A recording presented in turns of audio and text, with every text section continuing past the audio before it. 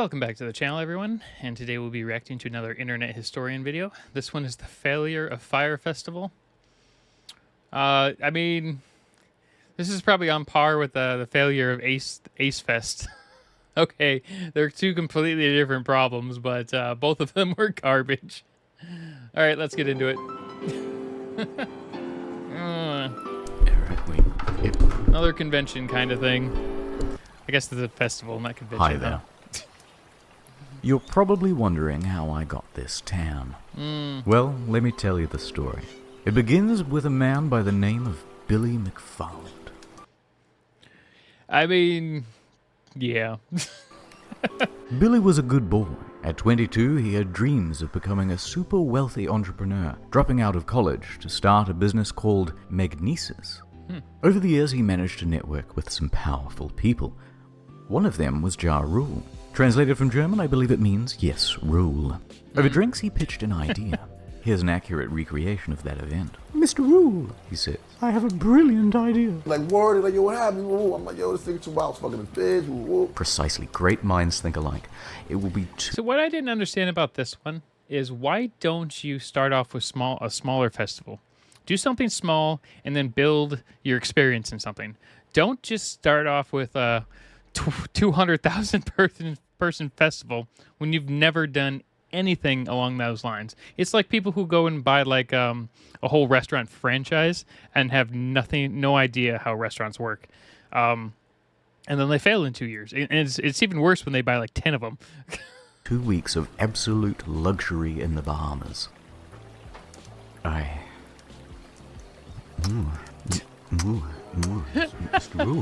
Promotion began in late 2006. The best part about that part was, you see his hands doing this, but I didn't even notice his face down in the bottom corner here. So he's like reaching around the log. Promotion began in late 2016. Fyre promised beaches, ladies, gourmet food, luxury villas, hosted on a private island in the Bahamas called Fyre Cay, once owned by Pablo Escobar. VIP tickets up to 200.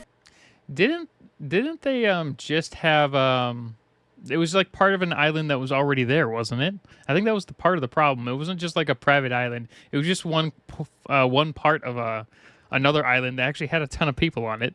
All the locals and everything got so pissed off. $50,000. Swimming pigs. Blink 182.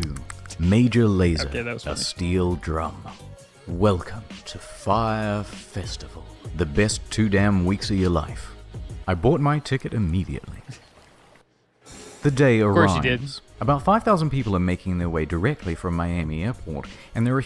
Yep. Okay. So, yeah, and that was the thing. Why did 5,000 people automatically just be like, yeah, this is going to be a good idea? These guys have absolutely no experience in creating festivals. I'm sure it'll be fine. But at least they made a good promo video. This thing was such a train wreck. I guess it'd be a shipwreck in this case. Huge delays to get to Fyre Cay. Although I shouldn't say Fyre Cay, because it doesn't exist. Yeah, that's what I thought. In the marketing, they referenced this island, which is actually Norman's Cay, run by George Jung, not Pablo, by the way. But that doesn't matter because we're not going there either. We're going to Great Exuma. Private island? Forget that. Population, 7,000. In fact, we're basically in the parking lot of a... Yeah, that's what I thought. It was this huge island. I didn't know it was 7,000. I thought it was like, I thought it was 1,200. But still, I mean, I would have, gone here, then instantly left and headed over here. And then just watched it from the internet. Oh, man. At least go to the ice cream parlor over there. Sandals Resort. In the end, only about 500 of us make it to the island. The remaining customers' flights are cancelled. You're about to see why. That's a good thing. All 4,500 people saved themselves from 2 weeks of hell. Hauled onto a school bus and taken to the site, a gravel lot with a bunch of FEMA tents. Oh no! Remember those promises of luxurious villas? Pranked ya? Enjoy your stay, and don't forget your complimentary cup of UNICEF rice. See, a lot of people would probably still be fine with this if it was like Burning Man type stuff, but these are people who are paying tens of thousands of dollars for this nonsense. Turn this bus Once there, no one knows whose tent belongs to whom, so staff try getting everyone into a line. $700 versus 12,000, same thing. They abandon that idea and tell everyone it's a free-for-all. Expecting a party, this guy took all of his drugs on the flight over. He's the only one having any fun. Everyone else is grumpy because it's been 5 hours. That guy's like, you know what? I'm already here. I'm not at work. Let's do something. And there's no food. Oh, yeah, that was the other In thing, lieu right? of food, They didn't staff have water? decide to start handing out tons of free tequila. Oh, okay. This only exacerbates problems. Once the food does arrive, it's just as delectable as promised, though. Gourmet craft single there. A few hours later, bags arrive on a shipping container. It was getting dark and there was no lighting. So everybody's walking around with their cell phones trying to look for their luggage. Plenty of people had their luggage stolen. But don't worry, if you have any valuables, the festival Hey, at least the luggage kind of showed up on the container. advertised top-notch security. Here it is. But no one told guests they had to provide their own lock. There are that's rumors of great. muggings by the locals. I heard rumors of feral dogs. A tent supposedly caught fire. The closest beach has a rampant shark problem. Staff don't have any uniforms or walkie-talkies, so Okay, that's the most basic thing. If you can't give your own staff just T-shirts with the logo on it, what the heck is wrong with you guys? no one knows who's in charge, and the people who are in charge can't talk to each other. Here's the bathroom. Many staff quit after only a couple of hours. For the few I wouldn't even showed up. I would have showed up on site at the beginning and be like, nope, I'm going to go work at the ice cream parlor. Jeez, the fact that this stage was even built. customers who were willing to just make the most of it and enjoy the music, they had some bad news too. All of the major musical acts pulled out. Smart, because as soon as they saw this, they'd be like, nope, we're going to get killed going here. In fact, Major Lazer wasn't even confirmed to go in the first place. The event was promoted as cashless, so all people had were these useless Disney bucks on their Fyre band, which meant they couldn't buy anything or catch a cab if they were stranded. And even with only No one brought any cash with them as an emergency? I mean, even if you go to a cashless resort, you still bring cash with you for an emergency. And tips. But, you know, or at least a card. If this island has 7,000 people, I'm sure they have a way to use your card in some way. 500 people, there are too few tents and beds, so everyone is just stealing each other's. And for any of you thinking you could just escape to the sandals, bad luck. It's peak season and they are absolutely full. Oh, okay. People are reaching out to the embassy for help. After a few hours, most people chose to go back to the airport, and the rest were forced back home when the Bahamian government stepped in. Yeah. The festival was closed. But the exodus from the island made its own problems. Guests spent hours dehydrated and hung over in a hot building. Why staff locked the door isn't entirely known. They locked them in? Yeah, that doesn't sound right. Well, I guess if you have a bunch of unruly idiots and you're like, I don't want to take them all to prison, let's just lock them in the building. But one girl fainted before they were finally reopened. Everyone gets home and that was the end of it. Except for me. I was rescuing someone, helping them out, and I got lost in the woods. Anyway, back at home, the shitstorm on social media was just ramping up. The Reddit Fyre Festival was created. Man, there was so much random nonsense going on at this. It was so funny to watch in real time for anyone who wasn't there. Oh, man. And it started documenting everything that went wrong at the event. People were circulating a fake tweet by Jar that the whole thing was a social experiment. Some wholesome festival memes there. Is this the Tumblr ball pit? Or the Tumblr festival ball pit? Hey, at least the Tumblr festival, the Tumblr con, was it DashCon? Yeah, DashCon. At least DashCon could say they were at least a convention. This is even worse than that. Or FurFest. I can't believe I'm saying this, but Fyre Festival was worse than FurFest. And it quickly turned into a marketing case study of what not to Yeah. do. In response, Fyre started serving cease and desist letters to stop people from saying mean things about them. Yeah, I'm sure that Mr. worked Wu out released great. an official statement online, both apologizing and saying that it's not his fault. I apologize. This is not my fault. I don't know how to run anything. Of course, it's your fault. What the heck? Anything you put your name behind, it becomes your fault. And a lot of YouTubers learned a lot about that when they put their name behind Mama Max. And all of a sudden, a lot of stuff became their fault. Interestingly, he wasn't even on the island at the time. He was giving a concert in Chicago. Although, Smart. to their credit, they offer everyone a full refund. Yeah, good luck with that. Or you could always let it ride and opt in for tickets to 2018's Fyre Festival. And a VIP ticket to next year's Fyre Festival if they decide to go. Exactly. Next year? Meanwhile, Billy is on full damage control. Did they actually refund people? I can't remember.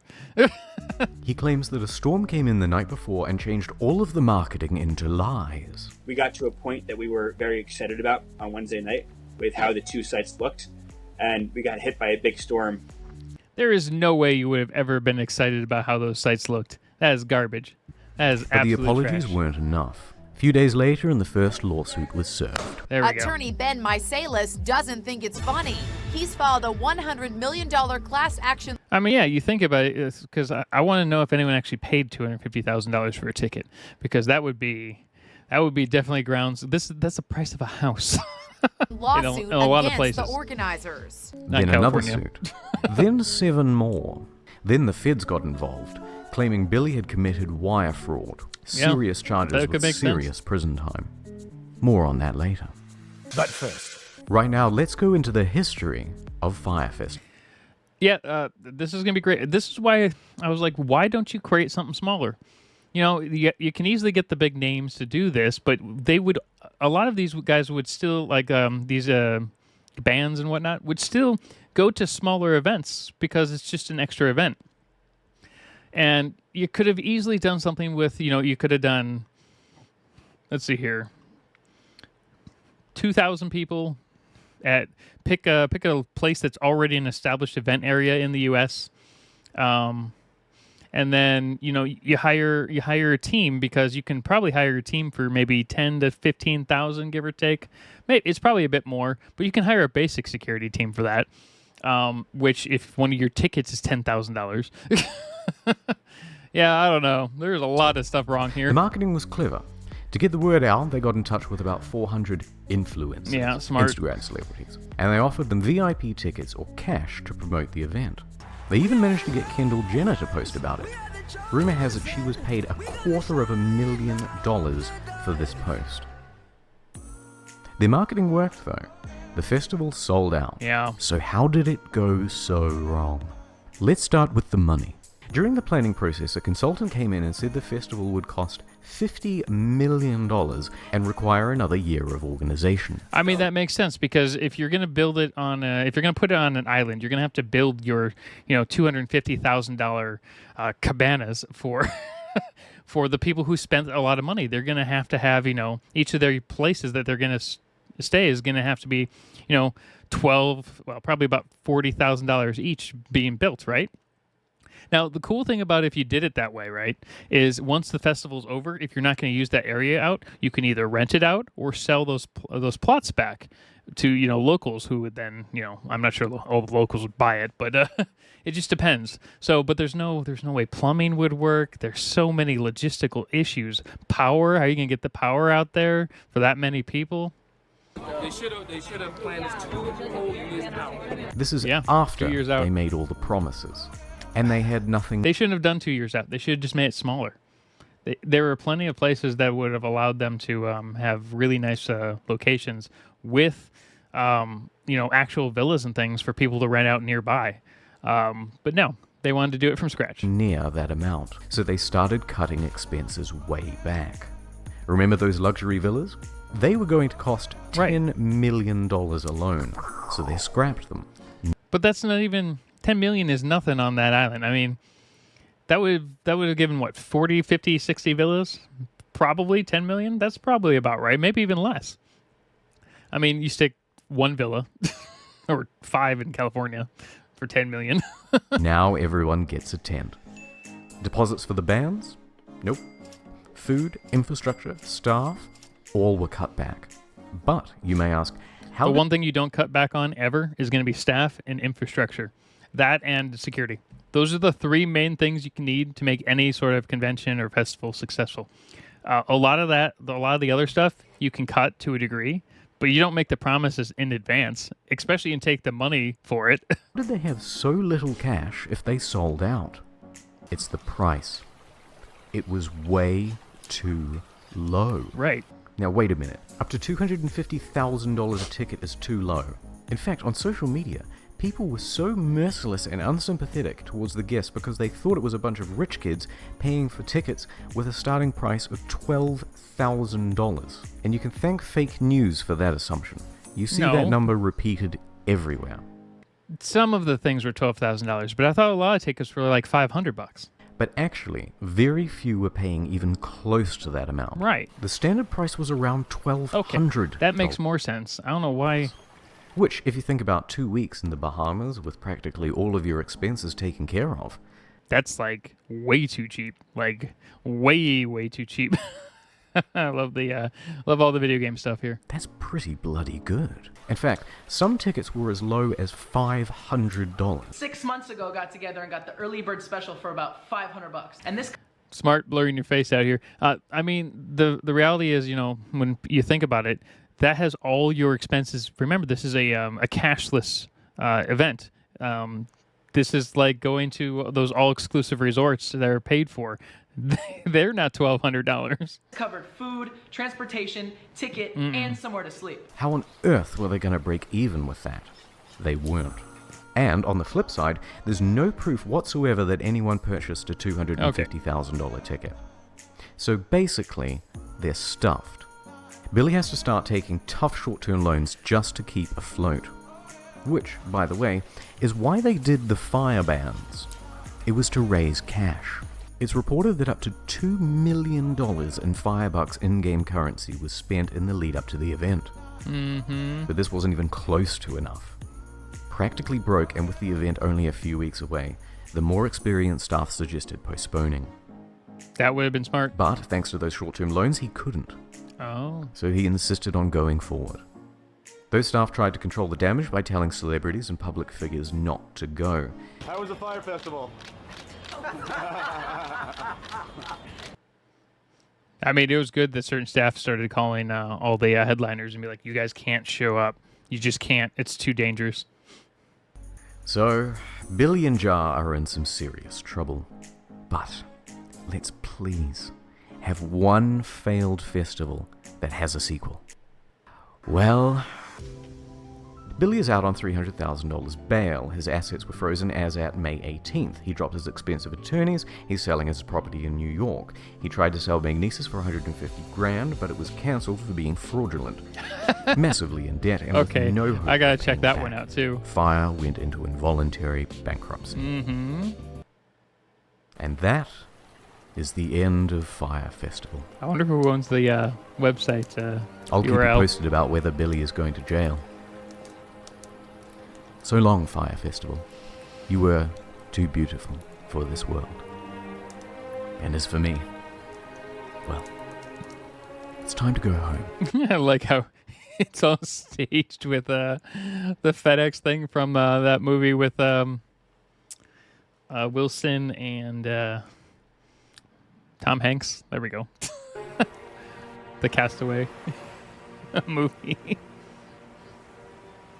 Oh my gosh, it's an IKEA platform on coolers. Okay, that was great. 2 hours later. Okay. Oh man, there's so much wrong with that thing. But at least with like Rainforest and DashCon, they were somewhat like actual conventions. They were real, whereas I don't know, Fyre Festival's just they didn't even try. Oh God, have a good day, everyone.